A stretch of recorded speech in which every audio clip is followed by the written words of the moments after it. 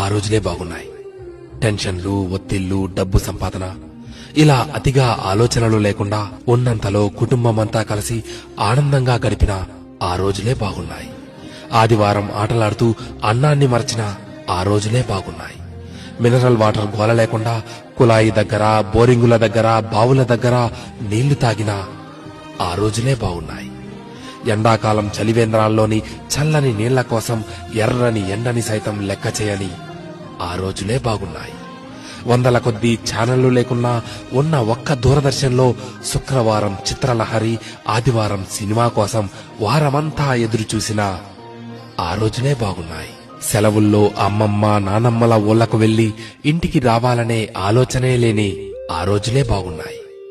AC కార్లు లేకున్నా ఎర్ర బస్సుల్లో కిటికీ పక్క సీట్లో నుండి ప్రకృతిని ఆస్వాదించిన ఆ రోజులే బాగున్నాయి. మొబైల్ డేటా గురించి ఆలోచించకుండా బర్త్డే డేట్ గురించి మాత్రమే ఆలోచిస్తూ చాక్లెట్లు పంచిన ఆ రోజులే బాగున్నాయి. మటన్ బిర్యానీ, చికెన్ బిర్యానీ లేకున్నా ఎండాకాలం వచ్చిందంటే మామిడికాయ పచ్చడితో అందరం కలిసి కడుపు నిండా అన్నం తిన్న ఆ రోజులే బాగున్నాయి. ఇప్పుడు జేబు నిండా కార్డులున్నా, పర్సు నిండా డబ్బులున్నా అమ్మ కొట్టుకు పంపితే మిగిలిన చిల్లరను కాజేసిన ఆ రోజులే బాగున్నాయి. ఇప్పుడు చేతిలోని సెల్ నిండా గేములున్నా, ఆట స్థలంలో బ్యాట్ మార్చుకుంటూ ఒకే బ్యాట్తో క్రికెట్ ఆడిన ఆ రోజులే బాగున్నాయి.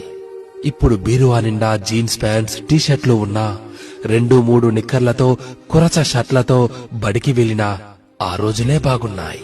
ఇప్పుడు బేకరీల్లో కూల్ కేకులు తింటున్నా, 25 పైసల ఆశా జాకెట్లు తిన్నా ఆ రోజులే బాగున్నాయి. ఇప్పుడు రకరకాల ఐస్ క్రీంలు చల్లగా నోట్లో నానుతున్నా, నాన్నమ్మ, అమ్మమ్మల చీర కొంగు పైసలతో పొల్లాయిసు కొనుక్కు తిన్నా ఆ రోజులు ఎంతో బాగున్నాయి. పొద్దుపోయేదాకా పొలంలో పనిచేసుకుని ఎలాంటి చీకో చింత లేకుండా ఇంటికి చేరుకుని చందమామను చూస్తూ నిద్రలోకి జారి కమ్మని కాళ్ళు కన్నా ఆ రోజులే బాగున్నాయి. నిజమే, ఆ రోజులే బాగున్నాయి కదూ.